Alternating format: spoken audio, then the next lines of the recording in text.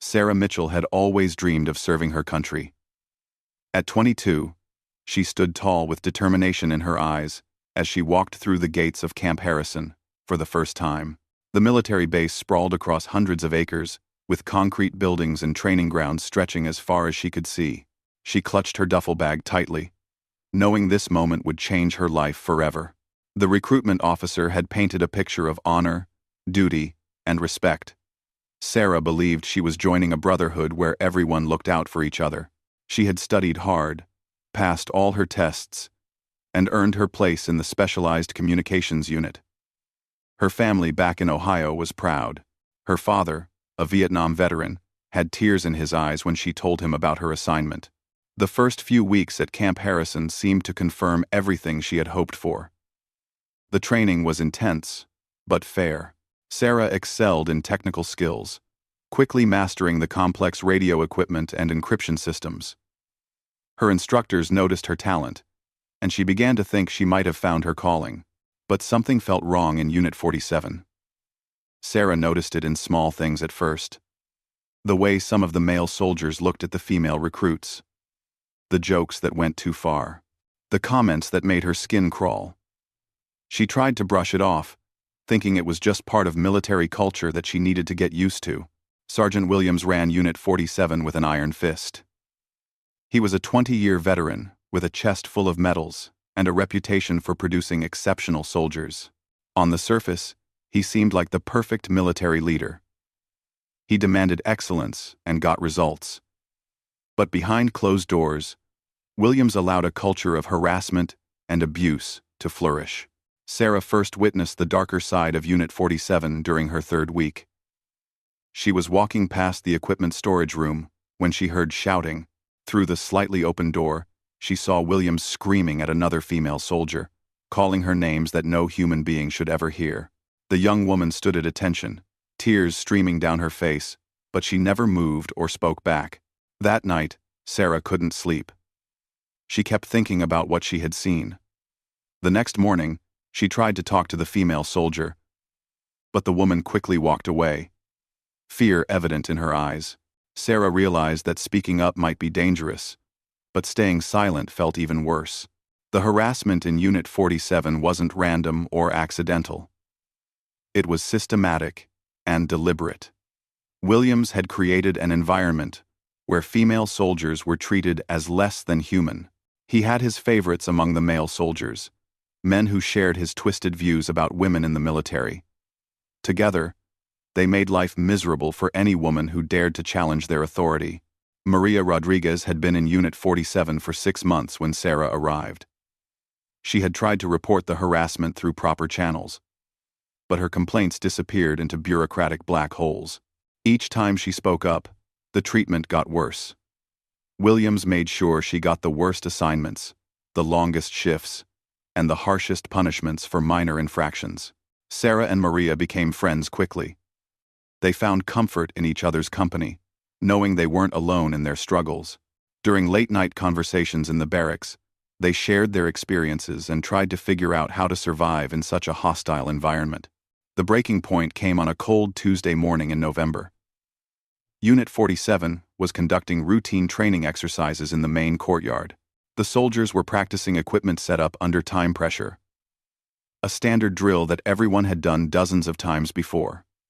Sarah was focused on her task, working quickly to assemble a communications array. Williams was in a particularly foul mood that day. He had been drinking the night before, though he tried to hide it with coffee and mouthwash. His uniform was slightly wrinkled, and his eyes were bloodshot. He prowled around the training area like a predator, looking for any excuse to unleash his anger on someone. When Sarah's equipment setup took 30 seconds longer than the prescribed time limit, Williams exploded. He screamed at her in front of the entire unit, using language that would have gotten a civilian arrested for harassment. Sarah stood at attention, following protocol, but inside, she was burning with humiliation and rage. The verbal assault continued for several minutes. Williams questioned Sarah's intelligence, her dedication, and her right to wear the uniform. Other soldiers watched in uncomfortable silence, some looking away, others smirking with approval. No one dared to intervene. Then Williams crossed a line that should never be crossed. He began making crude comments about Sarah's body and suggesting what he thought she was really good for. The words hung in the air like poison, infecting everyone who heard them. Sarah felt something break inside her, a dam of patience and professionalism that had been holding back months of accumulated anger and frustration. Sarah did something that shocked everyone, including herself. She spoke back. Not loudly, not disrespectfully, but firmly and clearly. She told Williams that his comments were inappropriate and that she deserved to be treated with basic human dignity. The words came out before she could stop them, driven by a deep well of self-respect that refused to be silenced any longer. The training yard fell completely silent.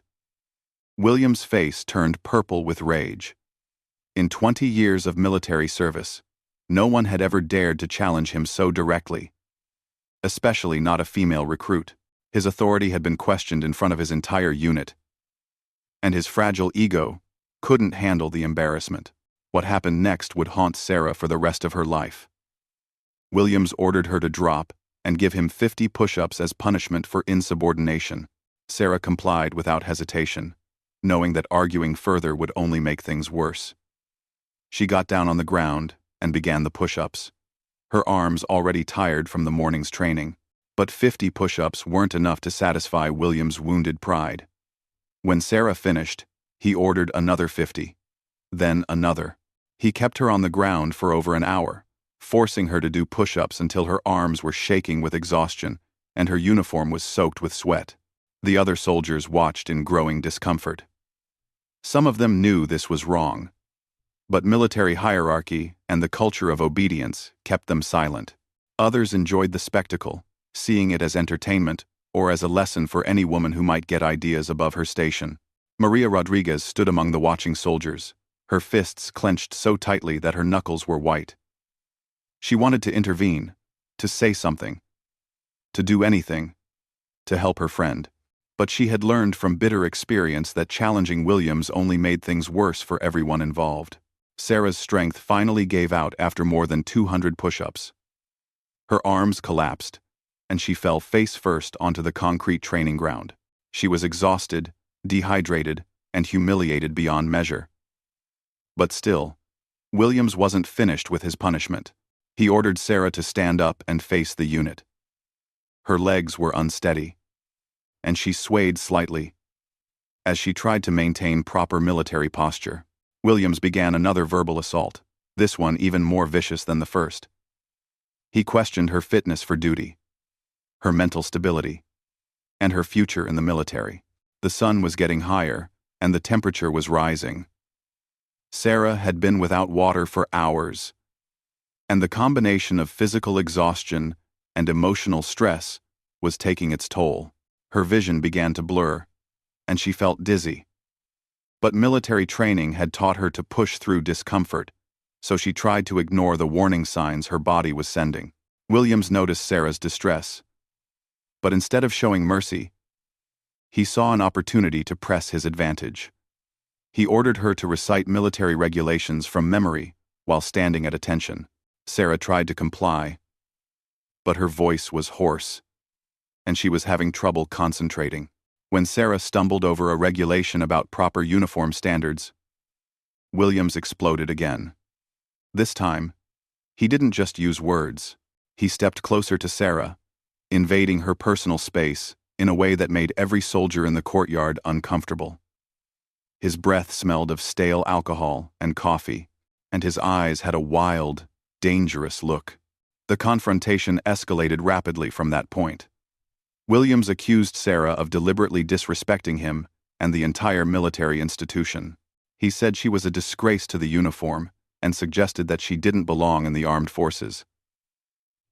Each word was designed to cut deep and cause maximum psychological damage. Sarah tried to maintain her composure, but months of accumulated stress and abuse had worn down her emotional defenses. She could feel tears starting to form in her eyes, and she knew that crying in front of the unit would be seen as ultimate weakness. She bit her lip hard enough to taste blood, using physical pain to fight back the emotional breakdown that was threatening to consume her. The moment that would change everything was approaching, though no one in the courtyard could have predicted what was about to happen. Williams had pushed too far, created too much tension, and ignored too many warning signs. The toxic culture he had fostered in Unit 47 was about to explode in ways that would shock the entire military establishment. As Sarah stood there, swaying with exhaustion and fighting back tears, she had no way of knowing that help was already on the way. 3 generals had been conducting an unannounced inspection of the base, and they were approaching the training area just as Williams was reaching the peak of his abusive behavior. The generals had received anonymous reports about problems in Unit 47, but they had no concrete evidence of wrongdoing. Military bureaucracy made it difficult to investigate harassment complaints, especially when they involved popular officers like Williams, who had strong records and influential friends. But sometimes, fate intervenes in ways that no one can predict or control. The general's timing was perfect, or perhaps perfectly terrible, depending on one's perspective. They were about to witness something that would force them to take action that they might otherwise have avoided. The 3 generals walked across the base with purpose in their steps. General Patricia Hayes led the group, her silver hair pulled back in a tight bun, and her uniform crisp, despite the early morning hour. Behind her walked General Robert Chen, a soft-spoken man with keen eyes that missed nothing, and General Marcus Thompson, whose reputation for fairness was known throughout the military. They had come to Camp Harrison following disturbing reports that had been filtering up through unofficial channels. Soldiers' families had made phone calls. Anonymous letters had arrived at Pentagon offices. Social media posts had raised red flags. But concrete evidence was hard to come by, and the military's Old Boys network had a way of protecting its own. General Hayes had served for 35 years and had broken more glass ceilings than she could count. She knew firsthand how difficult it could be for women in the military. But she also knew that real change required proof that couldn't be ignored or explained away. She hoped this inspection would either put the rumors to rest or give them the evidence they needed to take action. As they approached the training area, they could hear shouting. General Chen frowned, recognizing that the volume and tone went far beyond normal military discipline. The generals picked up their pace, their concern growing with each step. Sarah was barely holding on. The combination of physical exhaustion, dehydration, and psychological abuse had pushed her to her breaking point. Her vision was tunneling, and she could feel her heart racing irregularly.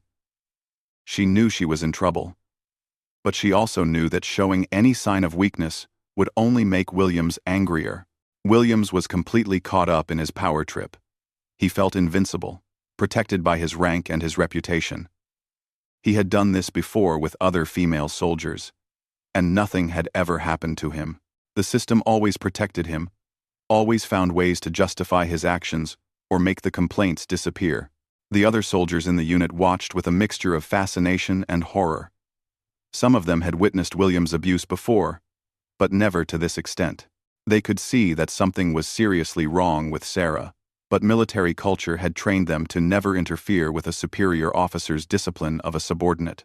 Maria Rodriguez felt sick to her stomach. She recognized the signs because she had been through similar ordeals herself. She knew that Sarah was reaching her physical and emotional limits, and she was terrified about what might happen next. But she also knew that any attempt to help would only result in Williams turning his fury on her as well. Williams stepped even closer to Sarah, close enough that she could feel his breath on her face. He was feeding off her distress, enjoying every moment of her suffering. In his twisted mind, this was about maintaining order and discipline. He truly believed that breaking down female soldiers was necessary to prove they didn't belong in his military. Then Sarah collapsed.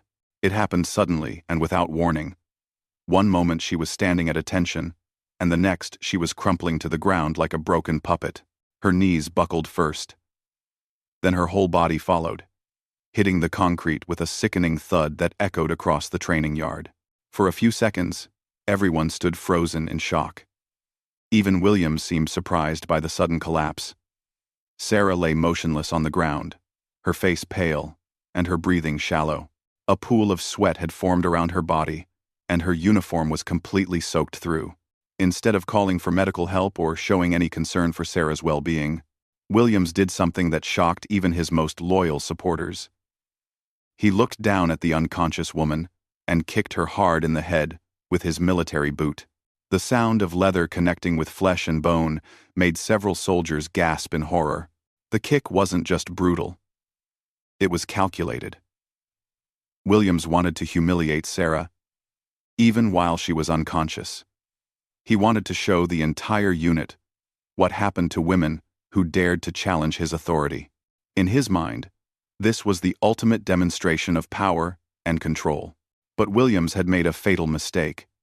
He was so focused on his victim that he completely failed to notice the three generals who had just rounded the corner and were now standing at the edge of the training area. General Hayes, General Chen, and General Thompson had witnessed the entire assault, from Sarah's collapse to the vicious kick that followed. The generals stood in stunned silence for a moment, their brains struggling to process what they had just seen. In their combined 90 years of military service, none of them had ever witnessed such a clear and brutal violation of military law and basic human decency. General Hayes was the first to react. She strode across the training yard with fury in her eyes, her voice cutting through the air like a blade. When she spoke Williams' name, the entire unit snapped to attention, including Williams himself. The color drained from his face as he realized what had just happened. The reckoning that followed was swift and merciless. General Hayes immediately ordered medical personnel to tend to Sarah, while General Chen began documenting everything they had witnessed. General Thompson started interviewing the soldiers who had been present, making it clear that anyone who tried to cover up or minimize what had happened would face serious consequences. Williams tried to explain his actions, but his words only made things worse. He claimed that Sarah had been insubordinate and that his response was justified under military discipline protocols. The generals listened to his explanation with growing disgust, realizing that this man truly believed he had done nothing wrong. The medical team that arrived to treat Sarah was shocked by her condition. She was severely dehydrated, had multiple bruises from her fall and the kick, and was showing signs of heat exhaustion. The medic who examined the head wound caused by Williams's boot said it could have caused serious brain damage if the kick had been slightly harder or aimed differently. As Sarah was being loaded onto a stretcher and taken to the base hospital, other soldiers began to come forward with their own stories. Maria Rodriguez was the first, finding courage in the presence of the generals to speak about months of harassment and abuse. Her testimony opened the floodgates, and soon, soldier after soldier was sharing their experiences. The stories that emerged painted a picture of systematic abuse that went far beyond what the generals had witnessed. Williams had created a culture of fear and intimidation that affected every aspect of life in Unit 47. Female soldiers were regularly subjected to sexual harassment, verbal abuse, and physical intimidation. Male soldiers who tried to defend them faced retaliation and career damage. General Hayes felt sick as she listened to the testimonies. Each story revealed new depths of depravity and showed just how completely the system had failed these young people. She had joined the military to serve her country and protect others. But Unit 47 had become a place where the vulnerable were preyed upon by those sworn to protect them. The investigation that followed was thorough and uncompromising. The generals brought in military police, internal affairs investigators, and psychological counselors. Every member of Unit 47 was interviewed extensively, and a detailed timeline of abuse was constructed. What they discovered was even worse than they had initially suspected. The abuse in Unit 47 wasn't limited to Williams, though he was clearly the ringleader. Several other non-commissioned officers had participated in the harassment and intimidation. Some had committed acts of sexual assault that had never been reported due to fear of retaliation. The generals also discovered that there had been previous complaints about Williams's behavior, but they had been buried or dismissed by his superiors. The Old Boys Network had protected him at every turn, valuing unit cohesion and avoiding scandal over the safety and well-being of female soldiers. Sarah remained in the hospital for 3 days, recovering from her physical injuries and receiving psychological counseling. When she finally woke up fully, she learned that her nightmare was finally coming to an end. The generals had taken action that was unprecedented in both its scope and its speed. Within 48 hours of witnessing the assault, the generals had relieved Williams of command and placed him under military arrest. They had also identified and removed several other officers who had been complicit in the abuse. The entire command structure of Unit 47 was being dismantled and rebuilt from the ground up. But the generals knew that removing the perpetrators was only the first step. They needed to address the systemic issues that had allowed this abuse to flourish for so long. The military's culture around gender, power, and accountability needed fundamental reform. General Hayes took personal responsibility for overseeing the changes in Unit 47. She brought in new leadership that was specifically trained in preventing sexual harassment and abuse. She implemented new reporting procedures that bypassed the traditional chain of command, making it safer for victims to come forward. The generals also recognized that they needed to send a message to the entire military establishment. The days of protecting abusive officers and covering up misconduct were over. They were prepared to face whatever political and institutional resistance their actions might provoke. Word of what had happened in Unit 47 began to spread throughout Camp Harrison and beyond. Some officers were supportive of the general's decisive action, recognizing that the military's reputation and effectiveness depended on maintaining high standards of conduct. Others were concerned about the precedent being set and worried about their own potential exposure. The media began to take notice as well. Military reporters started asking questions about the situation at Camp Harrison. The Pentagon's Public Relations Office went into damage control mode, trying to manage the story while the generals continued their investigation. For Sarah and the other victims, the general's intervention felt like a miracle. After months of feeling helpless and abandoned by the system, they finally had powerful advocates who were willing to fight for them. But they also knew that their ordeal was far from over. Williams and his co-conspirators would likely face court-martial proceedings, and the victims would need to testify about their experiences. The transformation of Unit 47 became a model for military reform efforts worldwide. The general's swift and decisive action proved that change was possible when leaders were willing to prioritize justice over institutional convenience. But it also highlighted how much work still needed to be done to create a truly safe and equitable military environment. The court-martial proceedings against Sergeant Williams and his associates began 6 weeks after the incident that had shocked Camp Harrison. The military justice system moved with unusual speed, driven by the undeniable evidence and the high-profile nature of the case. General Hayes had made it clear that there would be no delays, no bureaucratic obstacles, and no opportunities for the defendants to escape justice through procedural technicalities. Sarah sat in the witness chair wearing her dress uniform, her hands folded carefully in her lap to keep them from shaking. The courtroom was filled with military personnel, journalists, and family members of the victims. The weight of their attention felt almost unbearable. But Sarah knew her testimony was crucial for preventing other soldiers from experiencing what she had endured. The military prosecutor, Colonel Jennifer Martinez, had prepared Sarah thoroughly for this moment. She had explained how the defense would try to attack her credibility and characterize Williams' actions as appropriate military discipline. But Colonel Martinez also assured Sarah that the evidence was overwhelming and that justice would be served. Williams sat at the defense table looking smaller than he had in his role as unit commander. The swagger and intimidation that had defined his leadership style were gone, replaced by the desperate demeanor of a man who knew his career and freedom were in jeopardy. His military attorney had advised him to show remorse, but his arrogance made it difficult for him to accept that he had done anything wrong. As Sarah began her testimony, she spoke clearly and calmly about the culture of harassment and abuse in Unit 47. She described the systematic intimidation, the inappropriate comments, and the atmosphere of fear that Williams had created. Her voice only wavered when she recounted the day of the assault, but she pushed through the emotional pain to ensure her story was heard. The defense attorney tried to portray Sarah as a troublemaker who couldn't handle military discipline. He suggested that she had been insubordinate and that Williams' response was within his authority as a commanding officer. But when he attempted to justify the kick to Sarah's head while she was unconscious, even some of Williams' former supporters in the courtroom looked uncomfortable. Maria Rodriguez followed Sarah to the witness stand, providing corroborating testimony about the pattern of abuse in Unit 47. Her voice was stronger now than it had been in the months when she lived in fear. The support of the generals and the knowledge that change was happening had given her courage she didn't know she possessed. One by one, other soldiers shared their experiences. Male soldiers testified about being ordered to participate in the harassment or face retaliation. Female soldiers described incidents of sexual assault and psychological torture that had been covered up or ignored by the chain of command. The cumulative impact of their testimonies painted a picture of systematic institutional failure.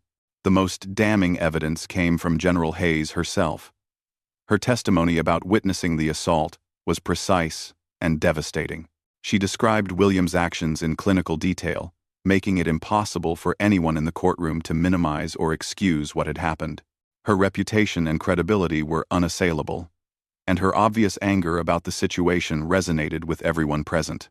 General Chen testified about the cover-up attempts that had preceded the assault. He presented evidence of previous complaints that had been buried and witnesses who had been intimidated into silence. His documentation showed that Williams' behavior was not an isolated incident, but part of a long pattern of abuse that had been systematically concealed. General Thompson's testimony focused on the broader implications of the case. He explained how the abuse in Unit 47 had damaged military readiness and effectiveness. He argued that tolerating such behavior undermined discipline, destroyed unit cohesion, and betrayed the military's core values of honor and integrity. The defense's case was weak and unconvincing. Williams' attorney argued that his client had been under stress and that his actions, while regrettable, were the result of military pressure rather than malicious intent. He tried to suggest that the incident was an aberration rather than part of a pattern of behavior, but the evidence was too overwhelming for such arguments to have any impact. Video footage from security cameras showed parts of the assault. Medical records documented Sarah's injuries. Psychological evaluations demonstrated the trauma that Williams' victims had suffered. The case against him was airtight. The court-martial panel deliberated for less than 2 hours before returning with their verdict. Williams was found guilty on all charges, including assault, abuse of authority, conduct unbecoming an officer, and conspiracy to obstruct justice. His associates received similar verdicts, though their sentences varied based on their level of involvement in the abuse. Williams was sentenced to 10 years in military prison, reduction in rank to private, forfeiture of all pay and allowances, and dishonorable discharge from the military. The sentence was harsher than many observers had expected. But the panel wanted to send a clear message that such behavior would not be tolerated under any circumstances. The other defendants received sentences ranging from 2 to 6 years, along with similar reductions in rank and dishonorable discharges. Several officers who had been aware of the abuse but failed to report it received administrative punishments that effectively ended their military careers. The aftermath of the trials brought both satisfaction and continued challenges for the victims. Sarah felt vindicated by the verdicts, but she also struggled with the trauma of her experience and the public attention that followed the case. She received counseling and support services, but recovery was a slow and difficult process. The military implemented sweeping reforms in response to the Unit 47 scandal. New training programs focused on preventing sexual harassment and abuse. Reporting procedures were overhauled to provide multiple avenues for complaints that bypassed potentially compromised command structures. Zero-tolerance policies were established and enforced with unprecedented rigor. General Hayes was promoted to lead the military's new Office of Victim Advocacy, a position created specifically to address the systemic issues that the Unit 47 case had revealed.